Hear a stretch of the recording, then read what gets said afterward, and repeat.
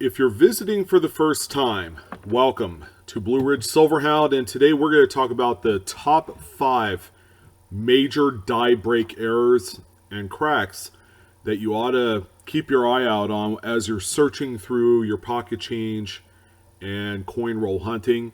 You're going to find that all of these various errors are not only collectible, but they are extremely valuable.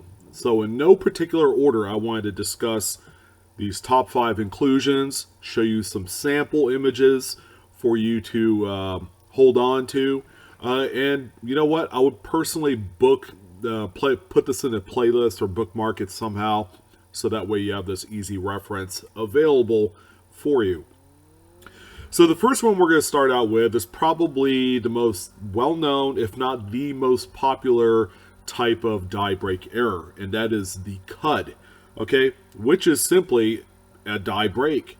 As you can see on this Lincoln Cent graphic right here, you see a big blob, which, by the way, these things are overlooked quite frequently. People are under the impression that these are damaged coins. You know, people apply, a spot of solder on them, some goop, some glue. You never know what these can be. However, there is a good way of checking to see if this coin is authentic, okay? And I'll show you that here in a second. But to kind of elaborate exactly what a CUD or a die break is, it's real simple, okay? As the dies are being used to strike the coins, obviously they wear down. It's like having tires on your car. Okay, they start out new, fresh at the very beginning, but the more miles you put on them, okay, you get some pretty gnarly wear patterns, you get a piece of the tire falling off. Eventually they'll just break apart, and then they're going to be completely useless. Same with dies.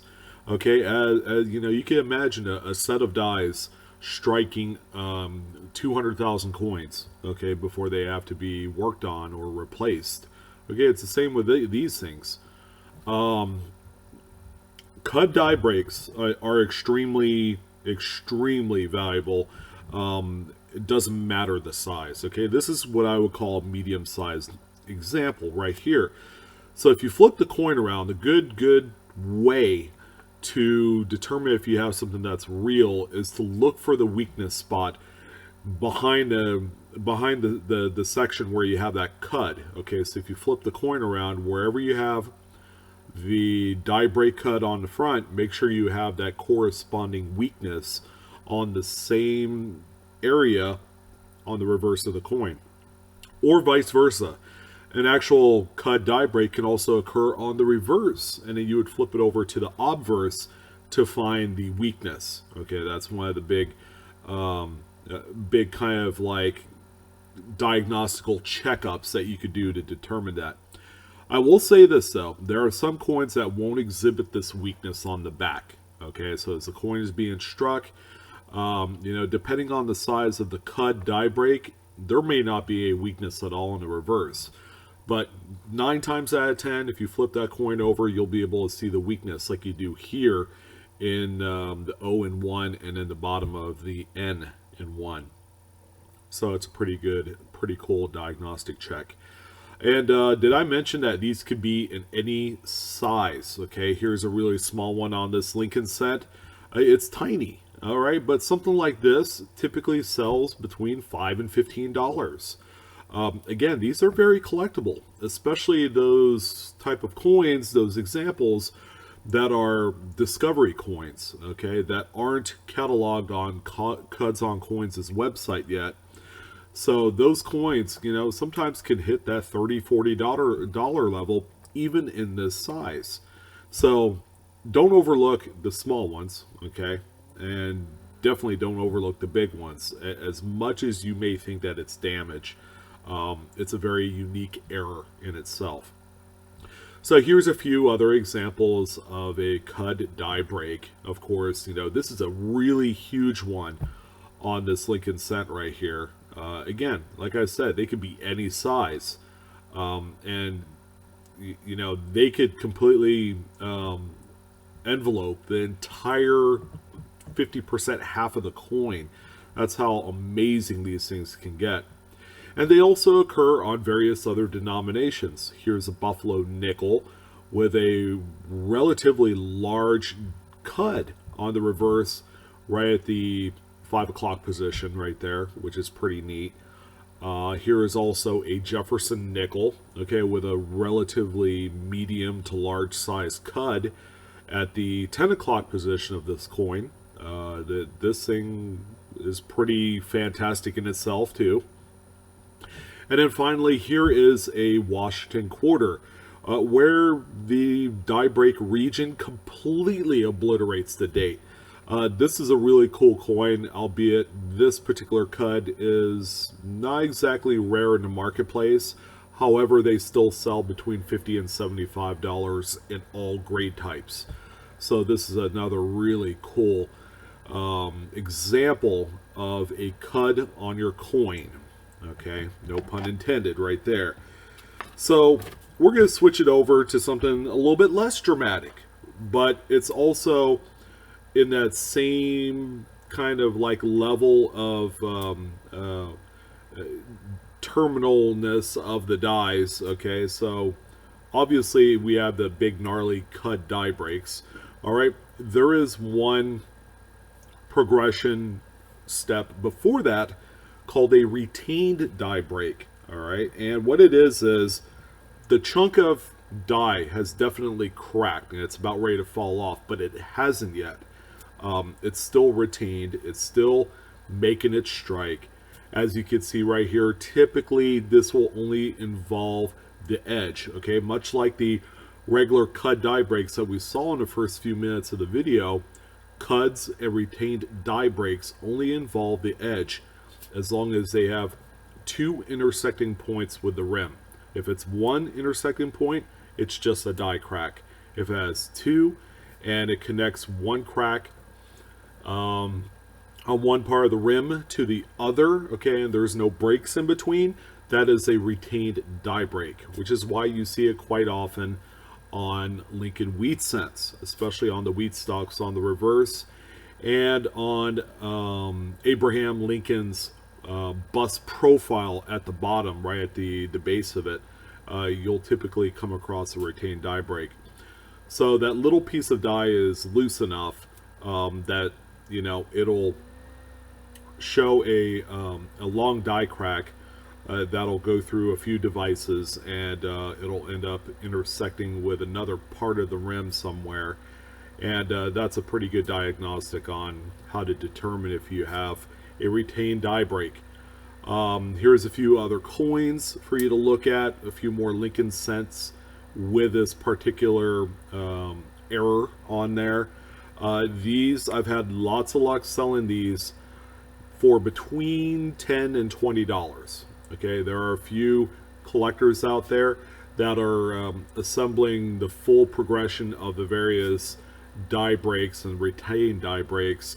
So they are definitely including this in the mix. And yeah, these coins are phenomenal. Do not overlook these. They may not look like anything at first glance, but you know, if you are looking at varieties and other types of errors like die clashes, keep an eye out on the reverse interior, or the retained die break. Can't even talk tonight. But that's the second major type of die break error.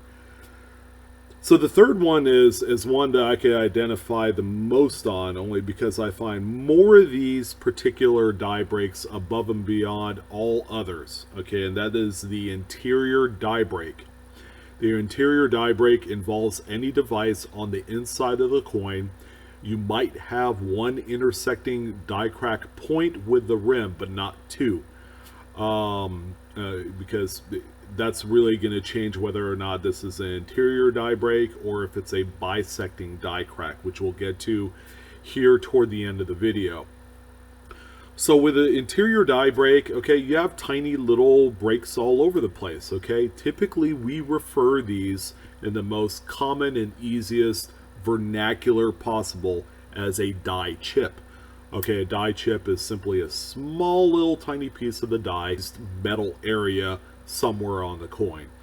All right, so As you can see on a few of these examples, they can occur anywhere. All right, here's a couple really good examples of interior die breaks on Lincoln Wheat Cents skull. Okay, on Lincoln's skull. This is typically a common area for the interior die breaks during the 50s and early 60s. Like I've seen a few of these on some of the like 1964s, 65s. And if you're lucky, you can even find some of these on later dates too. I've seen some of these interior die breaks on the skull into the 1990s. So even into the Lincoln zinc cents, you could find these as well. The interior die breaks, again, you know, you flip over the coin and you could have tiny little chips all over the place. Here's another example of a die chip or interior die break in one of the bays of the Lincoln Memorial. Okay, and this is a copper cent. Another good example is this one right here. There's a die chip in the wheat stock. All right. Again, these are relatively common. So for every, I would say, 50 wheat cents that you go through out of a bag, you'll probably end up finding about 3 or 4 of these, okay? Excuse me. Which makes them not quite as rare and valuable as the first 2 inclusions on the major die break errors list. But I've seen these coins, and you can actually go on eBay to look at completed auctions. Some of these have sold between $1 and $5, okay, depending on the severity. More examples of die chips. Here's one on a shield cent. This one is absolutely phenomenal. You know, some would associate the newest available modern coins as being issues that are devoid of any sort of errors, okay? But the thing is, as long as we have human beings taking care of machinery and dies and things of that type, there's always going to be some sort of human interactive error, okay, which is cool. It makes our coins more interesting. And finally, here's a few really well-known die chips that you guys have seen before. Okay, this one is in the date, which, you know, typically it'll fuse maybe, you know, one of the numerals in the date along with the mint mark, or maybe they'll fuse 2 or 3 numbers in the date. It's really hard to say, but these are really neat. And the most well-known die chip ever is the BIE cent. This is typically notated as a die chip that fuses both the letter B and E in Liberty to make a BIE cent. Really cool. I look for these all the time. BIE cents can sell between $5 and $25 depending on grade and severity of the actual die chip. The bigger, the better, is what I always say. So that's a number 3 major die break error that I would keep an eye out on, and again, the most readily available out of the bunch. So coming up next is one that we don't typically see that often. As a matter of fact, the shattered dies major error is actually relegated mostly to the Roosevelt dime series out of all things. There's been a number of examples that have been discovered. Typically these will be found on Philadelphia minted examples during the 2000s range, so somewhere between the year 2000 and 2010 is where you're going to find shattered dies right straight out of pocket change. You don't see it that much in Lincoln cents, unfortunately. However, you know, these coins are extremely rare. They're extremely tough to locate in any grade. But if you're able to find a few examples like you see here on video, these coins, I'm proud to say, can be sold between $150 and $300. More of your gem BU examples, as if it came out of a mint roll, sell in that higher tier of money on the secondary market. Okay, these things are extremely cool. Typically with a shattered die, you can have a bisecting crack that goes all the way across the coin, along with a few extra crack points that intersect with the rim. So from these examples I've shown you today, there are a few cracks that have kind of like splintered all over the place. And it's not without, you know, not out of the realm that you'll see 3, 4, 5, 6 various intersection points of these cracks with a rim. Okay, and that's kind of the key to this whole thing. Again, if you have only 2 points going from one end of the coin to the other, then you have what is this next coin, and that's called a bisecting die crack. A bisecting die crack is simply a die crack that goes from one edge to the other. It could cut the coin right in half, like you see on this Lincoln set. Or, it could cut it, the top third, bottom third. The cut can be, irregular. The thing with a bisecting die crack is, the crack is the die is damaged enough that it leaves a full crack end to end, which translates into a really amazing error coin to find and change. What I can tell you about bisecting die cracks is they can occur on just about every denomination of coin. I've seen these on Kennedy half dollars, Washington quarters. Here's an example of one on a Civil War token that was sold by Steve Hayden. He specializes in Civil War tokens, by the way. But, as you can see, these are extremely radical in nature. And if you're able to find one, these things sell for quite a bit of money too. Modern examples of a bisecting die crack can sell between $25 and $100 right out of the box. Now, all the values I'm giving you on the coins that you're seeing today are raw graded coins that have sold on eBay in the last 30 to 60 days. So these are fresh, up to date market activity as of the filming of this video. So these things, every single inclusion I talked about on the major die break errors list, again, very valuable. They're out there.